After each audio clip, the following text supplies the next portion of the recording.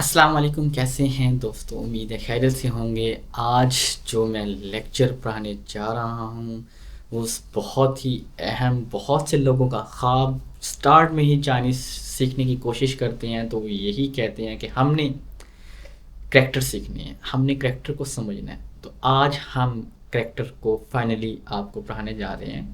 तो बस कुछ रूल्स हैं, आपने याद करने हैं। बहुत आसान, बहुत आपके नामों की तरह सेम करैक्टर्स भी ऐसे हैं। तो उससे पहले आपने पिछले लेक्चर भी देख लिए होंगे, नहीं देखे तो सारे देख लें ताकि आपको चीज़ों की समझ आ जाएगी। और चैनल को सब्सक्राइब नहीं किया तो वो ज़रूर सब्सक्राइब करें। कैरेक्टर्स को हम सीखेंगे आज से, और इंशाल्लाह हम स्टेप बाय स्टेप तमाम चीज़ों को सीखेंगे। उससे पहले मैं आपको समझा दूं सीखना कैसे है, करना कैसे है। उर्दू में कुछ चीज़ें बताऊंगा, फिर हम डायरेक्ट कैरेक्टर्स पे जाएंगे ताकि पता चले कि हम सीख क्या रहे हैं और क्या करना चाहते हैं। चलो, चाइनीज़ में लैंग्वेज क्या होती है कैरेक्टर राइटिंग वाली। फॉर एग्जांपल मैंने लिखा है ये वाला लफ्ज़ क्या है, माँ। अब हमें ये फीन लिखी होगी तो समझ आ जाएगा, लेकिन जब ये चीज़ लिखी होती है हमें समझ नहीं आएगी। फॉर एग्जाम्पल मैंने ये लिखा है, इसको हम क्या बोलते हैं, यू, तुम। क्या कहते हैं फीन में, नी। मीन्स के आपको ये चीज़ लिखी हुई नज़र आएगी तो आप कैरेक्टर्स को पढ़ सकेंगे। अब भी कैरेक्टर लिखते कैसे हैं, अब भी कैरेक्टर लिखते कैसे हैं। मैंने एक लाइन ये लगाई, फिर ये लगाई, फिर एक लाइन ये, फिर ये, एंड देन फिर ये। इसकी एक तरतीब है प्रॉपरली। फॉर एग्जांपल मेरा नाम है इकराम। इकराम में मैं पहले अलिफ लिखूंगा, फिर काफ, फिर राम, ठीक है, रे लिखूंगा, अलिफ, फिर मीम, इकराम आएगा। ऐसे ही है ना। अब मैं ऐसे तो नहीं कर सकूंगा ना कि किसी का नाम उल्टा लिख दूं। फॉर एग्जांपल मैं अपना नाम ऐसा तो नहीं लिख सकता ना, इस तरह करके। इस तरह कभी नहीं लिख पाऊंगा। लिख सकता हूँ लेकिन एक तरतीब है, एक कवानीन है किसी ज़ुबान के। तो सेम वही चीज़ ये चाइनीज़ ज़ुबान में भी लागू होगी। बहुत सारे चाइनीज़ लर्नर्स हैं जो वो कैरेक्टर्स को उल्टी तरतीब में लिख देते हैं। काइंडली इस चीज़ को आप गौर व फिक्र करें। लिख लेंगे लेकिन वो तरतीब नहीं होगी एक्यूरेट जो आप हमें चाहिए, जो मैं आपको सिखाना चाह रहा हूँ। तो उसको मद्देनज़र आपने रखते हुए आपने करना है। और मैं एग्जांपल दे देता हूँ। कोई और उर्दू में नाम ले लें, हम हसन ले लेते हैं। हसन का हम पहले हे, फिर सीन, फिर नून, हसन, ठीक है। हसन के लिए ये पहले हे आया, फिर सीन, फिर नून, हसन लिख दिया। आपको पता है इसके अंदर हे एक, सीन, ठीक है, और नून, यानी हे, सीन और नून। आपके पास तीन लफ्ज तो तीन हरूफ हैं इस एक नाम के अंदर। कितने? तीन हरूफ हैं।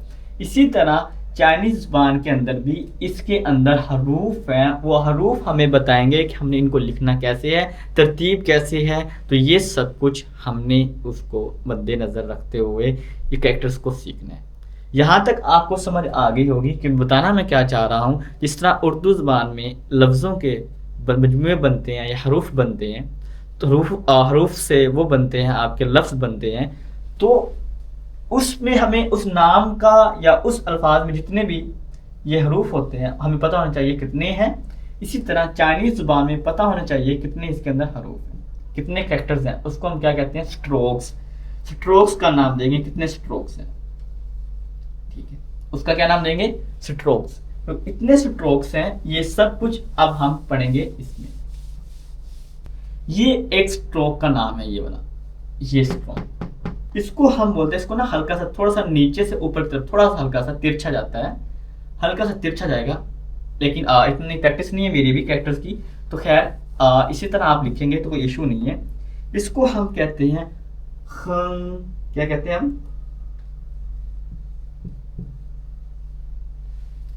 इस लाइन को हम बोलते हैं खंग। सेकंड टोन साथ खंग, ऊपर की तरफ खंग। और इस एक से ये एक स्ट्रोक है। ये क्या है, एक स्ट्रोक। ये एक स्ट्रोक है, इस एक स्ट्रोक से हम कितने कैरेक्टर्स बना सकते हैं, आइए हम वो देखते हैं। चाइनीज जबान में इसको बोलते हैं वन, एक, एक छोटा खम, एक बड़ा खम। इसको बोलते हैं टू, दो, एक, दो, फिर एक मीडियम, छोटा और बड़ा, इसको हम बोलते हैं थ्री, यानी कि तीन। यानी आप इस एक स्ट्रोक से आपने कितने कैरेक्टर्स बना लिए, तीन। आपने एक स्ट्रोक से तीन कैरेक्टर्स बना लिए। तो अब आप देखें, और जब आप फ्यूचर में क्या होगा, आप सब कैरेक्टर्स देखेंगे यार, आपको समझ, ओ ये एक लिखा हुआ है, क्या लिखा हुआ है, एक। ऐसा कैरेक्टर नजर आएगा, आप लिखेंगे दो लिखा हुआ है। ऐसा कैरेक्टर नजर आएगा, आप समझेंगे तीन लिखा हुआ है। तो कैरेक्टर्स को आसान फहम में सीखने के लिए बेहतरीन तरीका है कि आप ये देखें इस कैरेक्टर से कितने बन रहे हैं। ये देखें, खंग, खंग, खंग से वन भी बन गया, टू भी बन गया, थ्री भी बन गया। अब आते हैं हम अगले, आप इसको अच्छे से राइट डाउन कर लें। तो आप कहीं पर भी बुक पढ़ रहे हो, आपको जब ये कैरेक्टर नजर आ जाएं तो आसान सा आपको तरीका है। और मैंने देखा तरतीब में लिखा है, पहले ये आया था, अब यहां पर भी फॉर एग्जाम्पल ये चीजें हैं, तीन का कैरेक्टर लाते हैं, इसको हम बोलते हैं सान। इसको, अच्छा सॉरी, मैं चाइनीज में भी नाम बता दूं, इसको कहते हैं ई, फर्स्ट टोन के साथ ई वन को, आर क्या कहते हैं, आर फोर्थ टोन के साथ आर दो को। अब देखें तीन को मैं कैसे लिखूंगा, एक छोटा सा बड़ा आप लिखें, फिर एक इसके अंदर एक ये खंग, फिर एक सबसे बड़ा। अब मैंने ये नहीं किया कि मैंने इस तरह कर दिया, ऊपर वाले को बड़ा छोटा इसको छोटा कर दिया, नहीं, ये गलत होगा। मैंने क्या किया है, जो तरतीब है उसकी, उसी तरतीब से मैंने इसको लिखा है, ठीक है। तो ये जो चीज है आपकी, ये बहुत काम आने वाली चीज है इन फ्यूचर में, आपने इसको देखना है। तो इसको हम कहते हैं सान। अब आप देखें कैरेक्टर्स के अंदर आप काफी चीजें सीख रहे हैं, कुछ मीनिंग्स भी होंगे आपके। जिस तरह हमने एक, दो, तीन के कैरेक्टर्स सीख लिए हैं, अब इसको बोलते कैसे हैं। पहले को कहते हैं ई, दूसरे को आर, तीसरे को सान। तो ये चीजें आपने साथ साथ लेकर चलनी है, क्योंकि जब तक आप इनको लेकर नहीं जाएंगे आप कर नहीं पाएंगे। ये बहुत ज़रूरी है।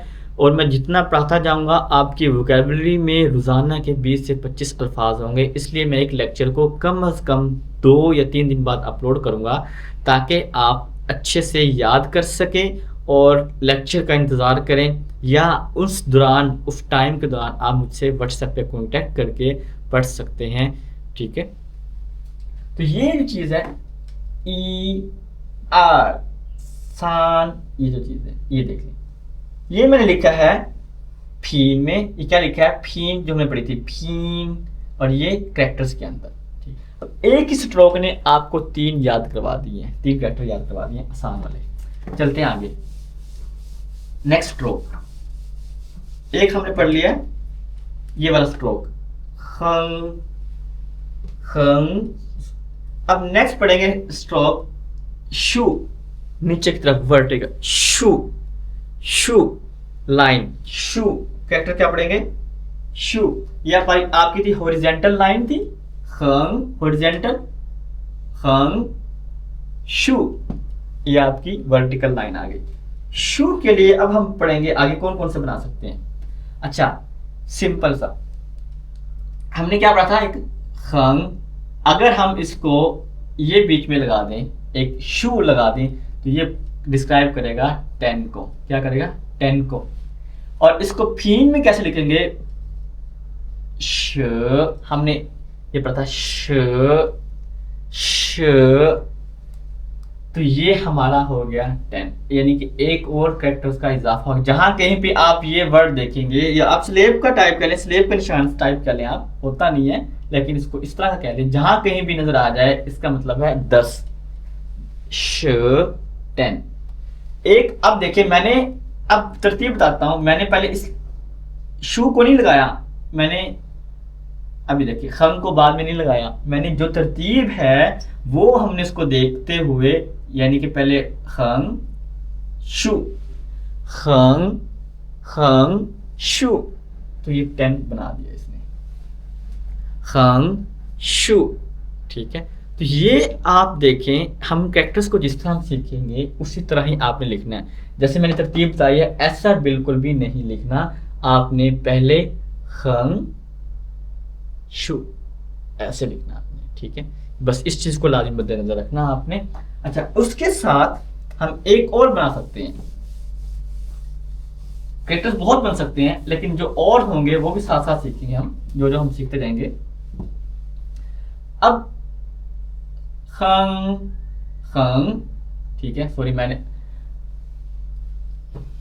अब एक और देखें, खंग शू, खंग, इसे देख ले। अब मोस्टली इस तरह लफ्ज होता है क्या, इकराम में अलिफ काफ रे अलिफ मीम इकराम, खंग शू, खंग। तो ये अब आपके सामने है, देखें आप आसानी से वर्ड्सों को बना सकते हैं। अब क्या था, हमने कौन से कैरेक्टर थे, ये दो कैरेक्टर, सॉरी स्ट्रोक, दो स्ट्रोक थे, खंग शू। अब इसी से हमने एक ऊपर खंग स्मॉल में, फिर शू, फिर खंग। तो अब मैं तरतीब यहां पे लिख देता हूं, खंग खंग शू, खंग शू, खंग। ये इसको हम कहते हैं कोंग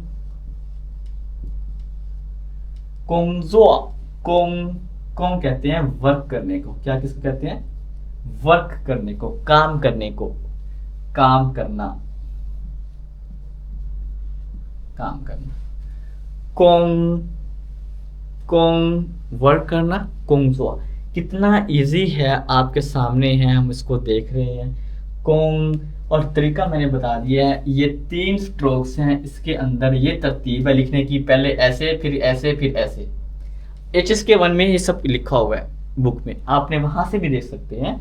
सिंपल मैंने सबको फीन लिख दी है, मैंने इंग्लिश लिख दी है, उर्दू लिख दी है, कैरेक्टर भी लिख दिया है। जहां कहीं भी आपको ये लफ्ज नजर आ जाए तो मतलब आप ये समझ सकते हैं कि काम के मुतालिक बात हो रही है। यहाँ पे कंस्ट्रक्शन का काम हो रहा होता है अक्सर जगह पे, वहां पे कोंग लिखा होगा, तो ये समझ लें आप कोंगजो वर्क की बात हो रही है वहां पे। तो ये चीजें आपने देखनी है।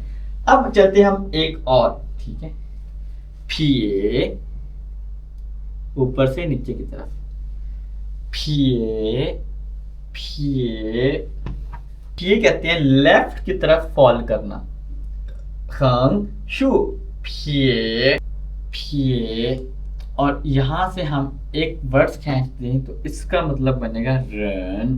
क्या कहेंगे हम इसको, यहाँ में रन मुरीदना कह देना मेहरबानी, रन सेकंड टोन के साथ, रन अन रन, रन मीन पर्सन, ठीक है, आदमी, रन पर्सन शख्स, ठीक है, शख्स, रन। ये देखिए, अब आप ये देखिए, जब एक चाइनीज जुबान सीखते हैं तो आपके जहन में क्या क्या चल रहा होता है उस टाइम, आपको देखें। लेकिन जब आप सीख जाएंगे, क्योंकि मैं आपको सिखा रहा हूँ, फीन भी साथ लिखनी है, ये भी साथ लिखनी है, ये सब चीज़ें हमने साथ करनी है, तो इट्स अ बिट डिफिकल्ट, लेकिन इंशाल्लाह मैं आपके लिए आसान बनाता जाऊंगा। रन, तो फिए से हमने क्या बनाया, फिए, फिए से हमने बनाया रन। अब फिए से हम एक और बना सकते हैं, इसी तरह हम इसको कहते हैं पा, पा, इसका मतलब 8, EIGHT 8, 8, ठीक है। पा काउंटिंग का लफ्ज है। फर्क देखें, रन के अंदर फिए को ऊपर से गया हुआ है, ठीक है, ये देखें, और पा में वहां पे राइट वाला ऊपर है और रन में राइट वाला नीचे है। ये दोनों का फर्क भी देखना है, ये ना कहें कि आप सेम लिखा हुआ है। काइंडली चाइनीज जुबान में छोटे छोटे भी कैरेक्टर्स में डिफरेंट नजर आएगा, आप देख नहीं सकेंगे, यानी उजल हो जाती है कुछ चीज़ें, हम अच्छे से देख नहीं सकते। तो उन चीज़ों को मद्देनजर रखना है। कैरेक्टर्स आपको सिमिलर नजर आएंगे लेकिन मीनिंग्स डिफरेंट होंगे। यहाँ से ही आप अंदाजा लगा लें, यहाँ पर फिए ऊपर है और यहाँ पर फिए नीचे है, तो ये फर्क आपके सामने है। आज हमने सिर्फ पढ़े हैं 3। आपने इन तीनों को अच्छे से याद करना है। बहुत अहम है ये, बहुत याद करने के लिए आपको फ्यूचर में ये इनका किरदार तो इंतहाई ज़रूरी है हर एक चीज़ में। जिस तरह देखिए ना, मैं अब उर्दू बोल रहा हूँ, हमें जब तक अलिफ बे पे ते नहीं आएगी तो हम कैसे लिख सकेंगे? सिंपल सा कुलिया है। यहाँ पर भी ऐसे ही है, जब तक हमें स्ट्रोक्स नहीं आएंगे हम चाइनीज़ को कैसे लिखेंगे? तो आज सिर्फ 3 खंग शु फिए, ये आपने इसको अच्छे से पढ़ना है और याद करना है, प्रैक्टिस करनी है। एक लफ्ज़ को 50 बार 100 बार लिखते जाएं, यूज़ करें सेंटेंस के अंदर। स्टार्ट में आप रिकॉग्नाइज करें, यानी पहचान करें कहाँ कहाँ ये वर्ड लिखा हुआ है। आपकी बुक खोल के देखें, ये रन कहाँ पे है, ई कहाँ लिखा हुआ है, आर कहाँ लिखा हुआ है, सान कहाँ लिखा हुआ है, कोंग कहाँ लिखा हुआ है, रन कहाँ लिखा हुआ है। ये चीज़ें आपने देखनी है, श कहाँ लिखा हुआ है, ताकि आपको पहचान हो सके, आप उसको पहचान सकें कि ये लफ्ज़ कहाँ कहाँ लिखा हुआ है, ताकि रीडिंग आपके लिए आसान हो जाए, पढ़ना आपके लिए आसान हो जाए। क्योंकि जब आपकी पढ़ने की तेज़ी होगी तो आपका टाइम बचेगा। तो होपफुली उम्मीद करता हूँ आप सब इसको अच्छे से याद करेंगे और चैनल को सब्सक्राइब ज़रूर करेंगे, दोस्तों के साथ शेयर करें। मिलते हैं मेरी अगली वीडियो में। अल्लाह हाफ़िज़।